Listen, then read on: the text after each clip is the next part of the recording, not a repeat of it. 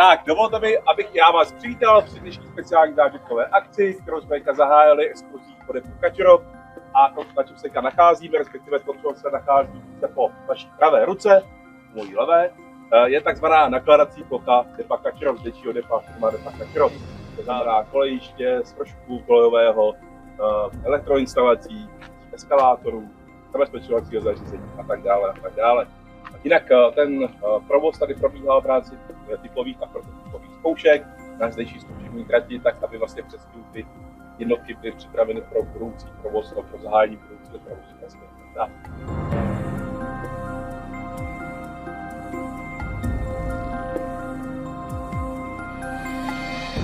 Tak vítejte teda v hale depa, kde my se vás tady s kolegou rozdělíme na dvě skupiny.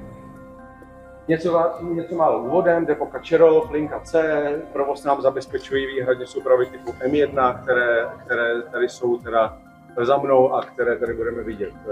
V celém depu celkový stav vozového parku máme 53 pětivozových souprav.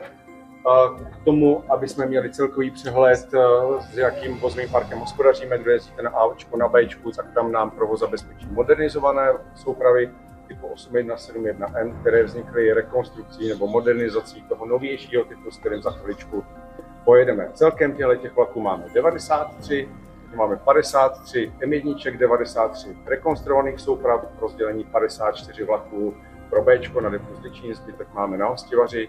Když si to vynásobíte 5, protože máme ucelené pětivozové jednotky, tak se dostaneme na 700 vozů. A k tomu ještě se staráme o 8 vozů historických, s 3vozovou JČS, nejstarší pojedeme za chviličku, a 5vozovou mladší ruskou, s tou, když zavítáte na den otevřených dveří 27. září.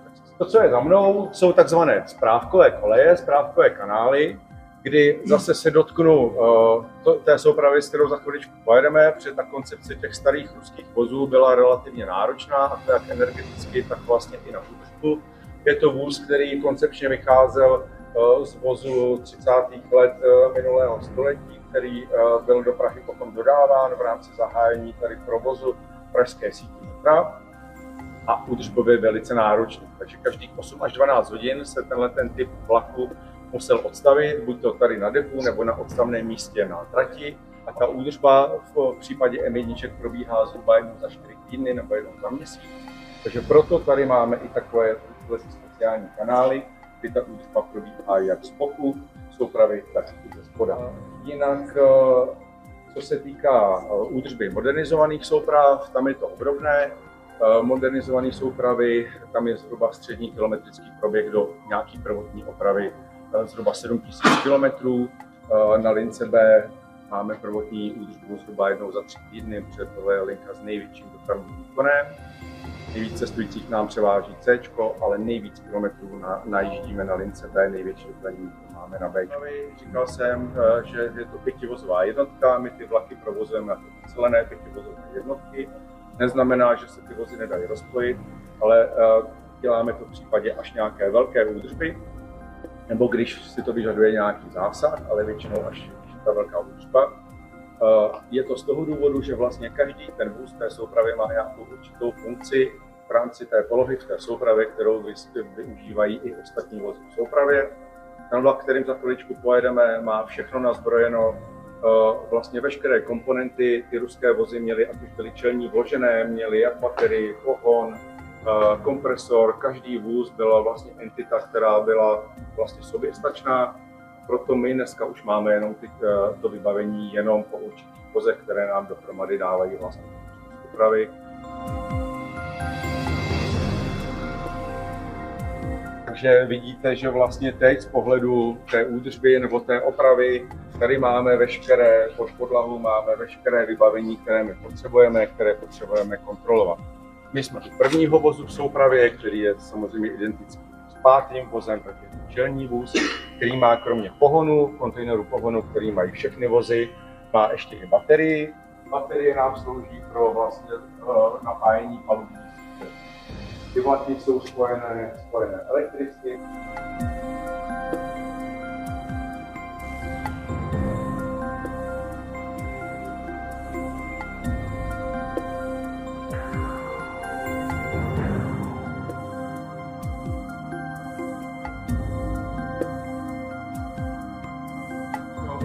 A tady vlastně takové ploché antény, vidíme to i na druhé straně, tak ty nám zabezpečují příjem kódu zabezpečovacího zařízení a podle toho vlastně ten vlak nám jede a ví, jakou rychlostí má jet, ví, kde má zastavit a v případě potřeby vlastně jako toto zabezpečovací zařízení zasáhne. V provozu pražského metra neexistuje provoz jako pravidelný bez zabezpečovacích zařízení. Když je výuka vlakového zabezpečovače, tak se posazuje vlaková šita na takzvaně 1+1, to znamená, že ke strojvedoucím je dosazený ještě takzvaný pomocník strojvedoucího, který vlastně hlídá v případě jako nějakého kolapsu nebo nevolnosti strojvedoucího, aby vlastně jako byla zajištěná bezpečnost, ale zabezpečovací zařízení nám umožňuje i takzvaný režim automatického vedení. To znamená, když to řeknu jednoduše, strojvedoucí jenom drží tlačítko na rozjezd, kouká při rozjezdu ze stanice do zpětného zrcátka, jestli někdo není v bezpečnostním pásu, kdyby pustil vlak, sám automaticky zastaví. Jakmile mine těch 100 metrů toho nástupiště, pustí tlačítko a vlak sám jede až do příští stanice, kde sám zastaví. Ten železný kotouč, který je umístěný tady vlastně uvnitř, a je to vlastně zařízení pro pneumatickou brzdu. Princip přenosu té energie z těch trakčních motorů a té trakční energie pro vlastně přenos té tažné síly a brzdné síly při té brzdě je vlastně záleží na té schopnosti styku kola s tou kolejnicí. Protože my si tady můžeme vyvinout jakoukoliv sílu na těch kolech, ale my potřebujeme, aby se nám vlastně přenesla na tu kolejnici, s kterou vlastně po které my se odvalujeme a kterou my vlastně máme nějakou tu interakci a zpětnou vazbu. Odborně se tomu říká adheze, ta schopnost přinášení těch tažných a brzdných sil. A my se pohybujeme v prostředí tunelu metra, takže my nemáme tu kolejnici absolutně ničím znečištěnou, máme ideální podmínky. A tu adhezi na rozdíl třeba od kolegů z velké dráhy, od vlaku nebo od tramvají, který mají třeba v podzimním počasí nebo v nějakým jako vlhkým počasí problém právě s tou přilnavostí kola ke kolejnici a pomáhají si buď tu elektromagnetickou brzdou nebo pískováním. My máme ten opačný problém, my tu adhezi máme moc velikou, takže my si ji uměle snižujeme.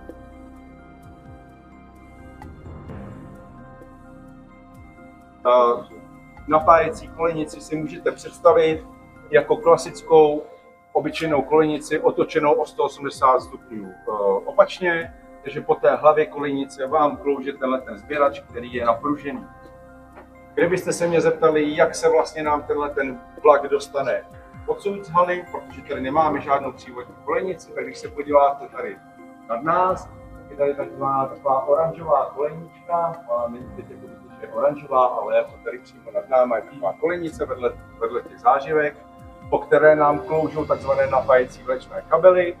My si ten jeden kabel spustíme sem na takzvaný trn, připevníme si ho, z rozvaděče vepředu se spustí 750 V na tu přívodní kolejnici a přes ten kabel si ho připíchneme sem a s tím vlakem rychlostí kuze vyjedeme ven z haly pod tu přívodní kolejnici. Takže když se vybavíte tu stanici, tak přesně tady máme tady nám začíná žlábek a tady máme pak to prkno toho vlakového zabezpečovače, nebo ten vlakový zabezpečovač, tu jeho stacionární část, tohle je součástí mobilní, takové té hejbací části vlakového zabezpečovače, co máme na vlak. A na C, teda dneska už víte, že je to součást vlakového zabezpečovače.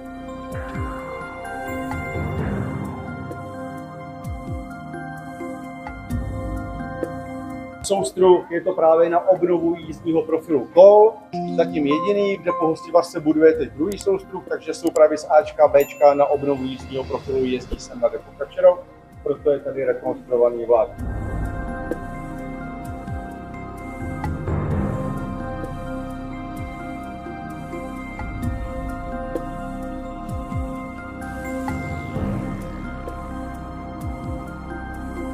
Další části haly, kterou, když si můžete všimnout, je zase trošku jinak koncipovaná. V této části haly provádí vysloveně jenom odstavování vlaků, na které není potřeba žádný učkářský zásah, respektive ten zásah můžeme mít třeba do informačního systému, nebo můžeme si stáhnout různá data z toho vlaku, neznamená, že tady by se nic nedělalo, ale jak sami vidíte, tady už máme tu podlahu v úrovni, vlastně jako v úrovni kolejní.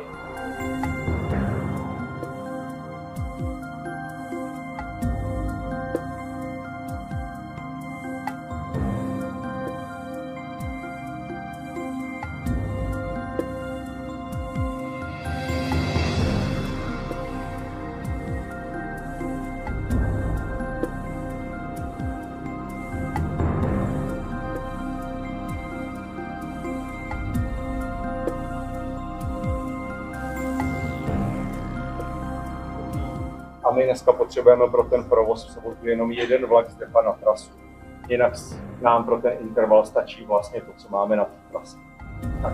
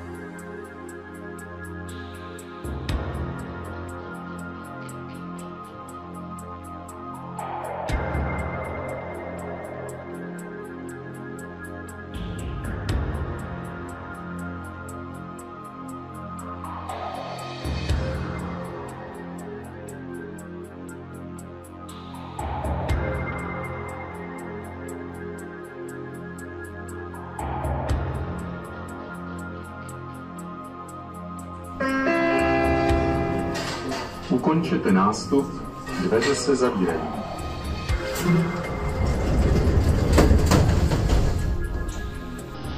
Příští stanice Letňany.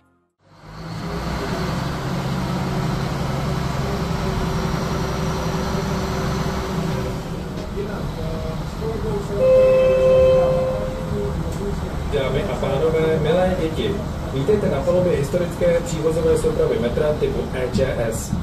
V klidu se prosím posaďte a udělejte si své pohodlí. Vašimi dnešními průvodci během jízdy budou pánové z jednotky správy vozidel metro, pan Petr Havlíček a Lukáš Hampacher, kteří vám budou k dispozici po celou dobu jízdy a jsou připraveni na vaše dotazy. Než zahájíme zvláštní jízdu tohoto vlaku na trase C, pojďme se krátce seznámit s jeho minulostí. V roce 1967 rozhodla československá vláda o změně projektu zahájené výstavby podpovrchové tramvaje na technologii klasického metra. Pro zajištění vozového parku metra byl původně vybrán tuzemský výrobce ČKD Tatra Smíchov. Téměř v rekordním čase byl úspěšně vyvinut a představen prototyp vlastní dvouvozové rychlodrážní jednotky typu R1. Do provozu metra se R1 ale nikdy nedostala. Důvodem bylo čistě politické rozhodnutí o nákupu vozů ze Sovětského svazu. A tak se do pražského metra dostaly ruské vozy výrobní řady E, které už tehdy byly technicky zastaralé. Modifikace pro Prahu nesla označení EČS a první šestice vozů dorazila do Prahy v říjnu 1973. V prosinci téhož roku byly zahájeny zkušební jízdy na dokončovaném prvním úseku trasy C. 9. května 1974 třívozové vlakové soupravy EČS zahájily provoz této trasy. Poslední dodávku vozů EČS obdrželo pražské metro v roce 1976 a celkový počet těchto vozů pro Prahu byl 85. Provoz vozů EČS byl v rámci pražské MHD ukončen posledním pravidelným výkonem 29. června 1997. Teď jenom ke koncepci pojedeme teda po lince C až do Letňany, kde tady jako z průzoru do kabiny vedoucího až do Letňan.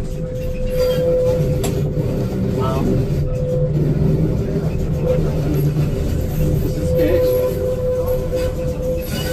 Protože jsme se na sebe s Péčkou podívali.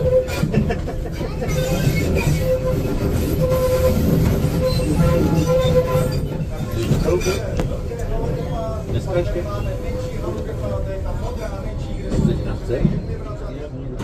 A teď už se blížíme k určenému místu, kde se strojvedoucí musí ohlásit vlakovému dispečerovi, který určí dispozice pro naši jízdu na trase C.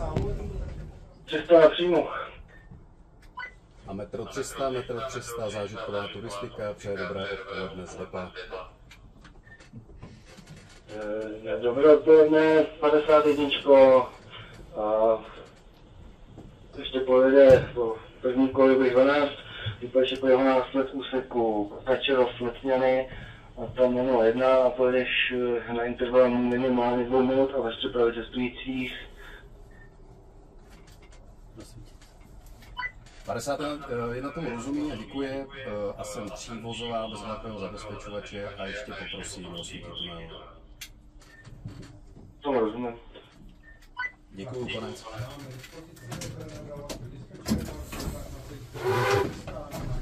Ne, to tam nasypu, jak říká strejda, per to do žíly.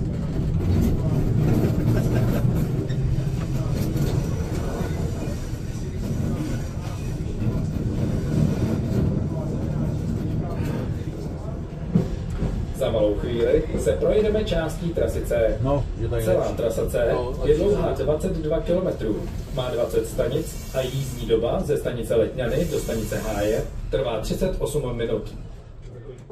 Řádničko, tu nám chcete rozsvítit jenom první kole v úseku Letňany Kačerov. Ano, pane, prosím, je to přesně tak. Tak dobře, já to říkám. Já děkuji. Krpálek. To máme. Krpálek, já mu říkám Krpálek. To ten judista.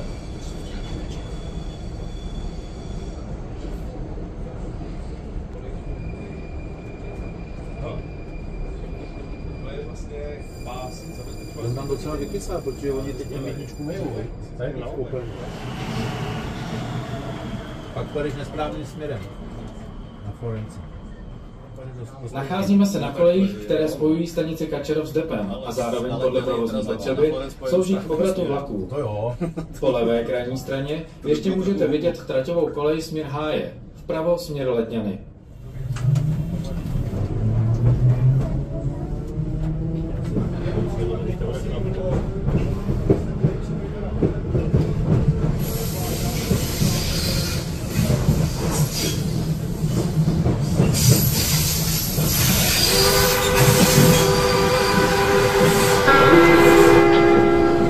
Kačerov. Příští stanice Budějovická. Třikrát si odpočnu. Budějovická, ne? Třikrát si odpočnu. Děkuju.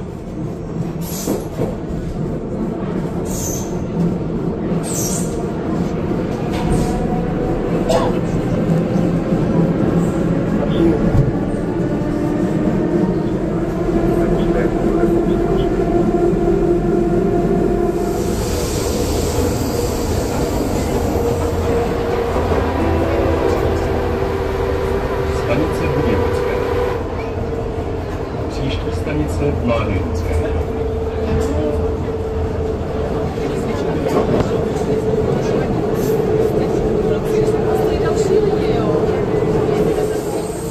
Vlevo ve směru Ústí můžete vidět stavní tunel, který je pozůstatkem po původně plánovaném větvení trasy C. V původních projektech byl plánován jako dokončení C ve směru Lhotka Písnice. Poslední opravy se nepočítá a opravdu byla realizována. Politika nebo nemá nějaký výměr. Nepředávaj se to.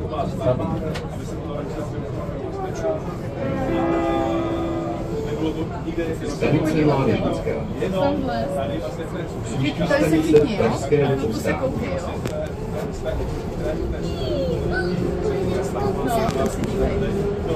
Teď kousíček za křížem na ty vexly, jo? Aby viděl první, poslední vůz, aby viděl na ten kříž. Tam před tím návěstí ten zastav kousek, jo? Stanice Krajského povstání. Tam se takhle myslíš? No, někde před tím návěstí, ne? Nebo můžeš záčky, za.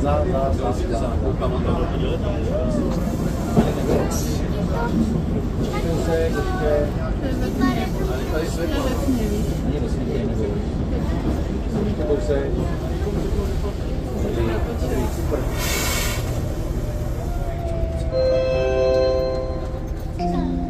Na tomto místě vlevo ve směru jízdy můžete vidět propojení první a druhé traťové koleje.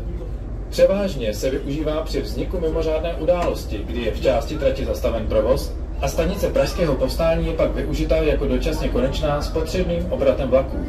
Kdy se ale toto propojení stalo klíčovým pro provoz metra, bylo při ničivých povodních v roce 2002. Příští stanice Gotwaldova.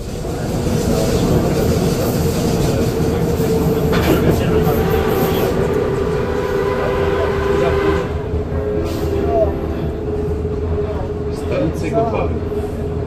Příští stanice Pavlova. Zastavili jsme na okamžik v tubusu Nuselského mostu. Tento most byl původně navržen pro české vozy metra typu R1, které celkově svými parametry odpovídaly zatížitelnosti mostu. Nečekané vládní rozhodnutí o nákupu vozů ze Sovětského svazu způsobilo projektantům značný technický problém. Vozy EČS byly o 10 tun těžší a jejich nápravové tlaky byly nepřípustně větší.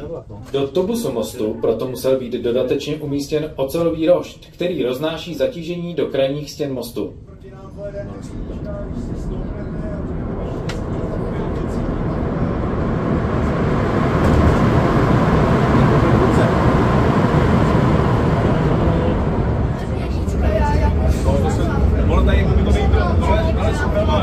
Menší výkon motoru, to bylo nějakých...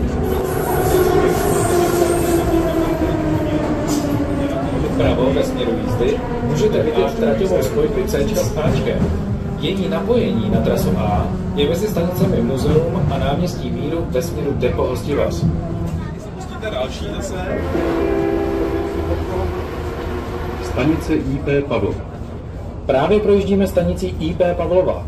V technických prostorách této stanice byl při zahájení provozu umístěn i vlakový dispečink metra, který sloužil jako provizorní, a to až do roku 1978, kdy začala sloužit budova centrálního dispečinku na bojišti. Příští stanice Muzeum.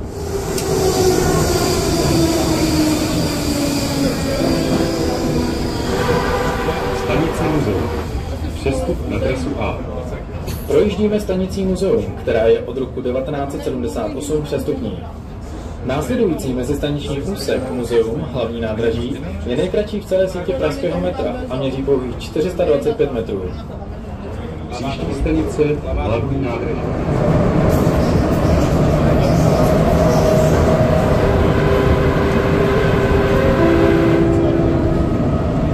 Stanice hlavní nádraží. Příští stanice Sokolská. A blížíme se ke stanici Florence, kde po levé straně ve směru jízdy můžete vidět kolejové křížení, na kterém se prováděly obraty vlaků, a to v době, kdy tehdejší stanice Sokolovská byla konečnou stanicí.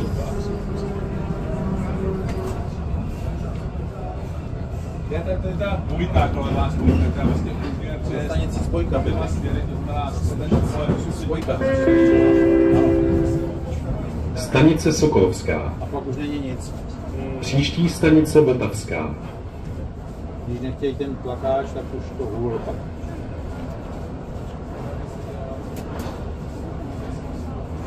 Nám nesvítí. Po levé straně ve směru jízdy je traťová spojka trasy C s trasou B. Tato spojka je jednokolejná, a tudíž provozně obousměrná. Dnes je využívána spíše manipulačně, ale bez provozní depazničí byla pro provoz Bčka nepostradatelná.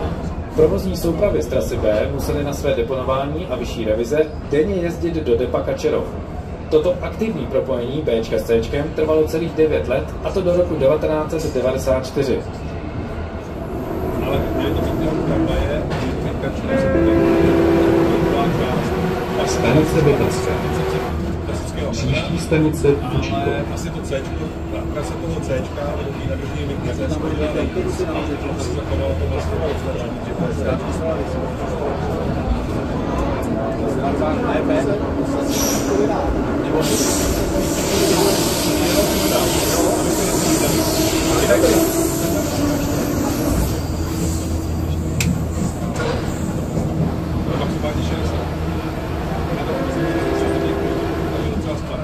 Fučíkova. Konečná stanice. Intervalnic moc, intervalnic moc je 15. Intervalnic moc bude to rozcourávat a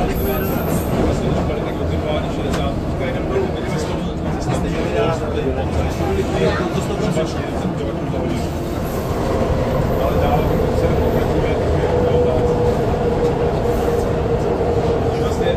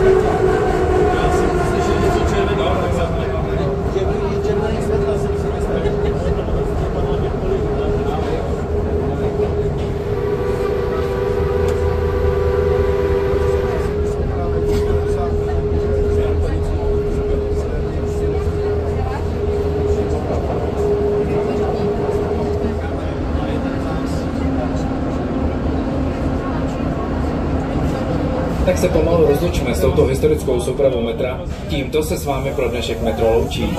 Pevně doufáme, že se vám náš program i jízda líbily a budeme se těšit, že nás rádi znovu navštívíte při dalších akcích pražského metra.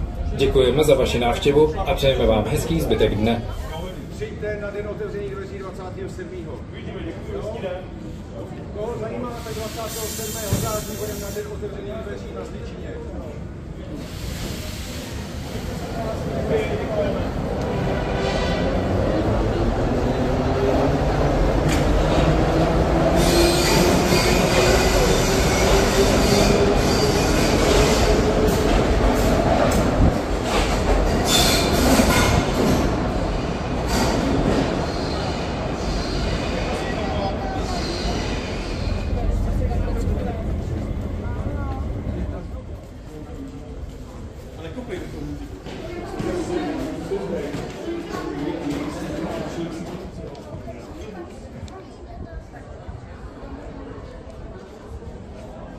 Děkuji vám za účast, za pozornost. Doufám, že jste se od nás něco dozvěděli novýho, co jste nevěděli teďka.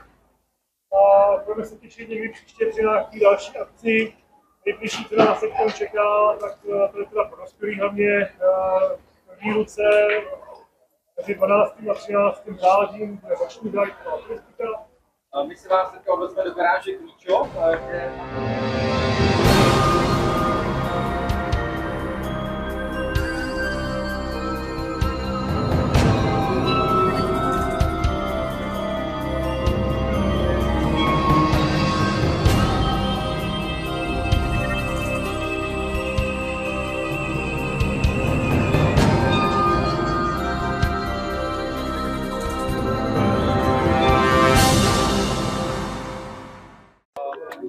To, co tady nejvíc takhle vidíte, co je asi úplně nejvíc zajímavé oproti jiným garážím a provozům, tak je samozřejmě ta infrastruktura pro ty trolejbusy. Standardně ve všech jiných městech, kde mají trolejbusy, mají tu garáž, v případě vozovnu, celou zadrátovanou, tak aby ty trolejbusy se mohly pohybovat po celém tom areálu.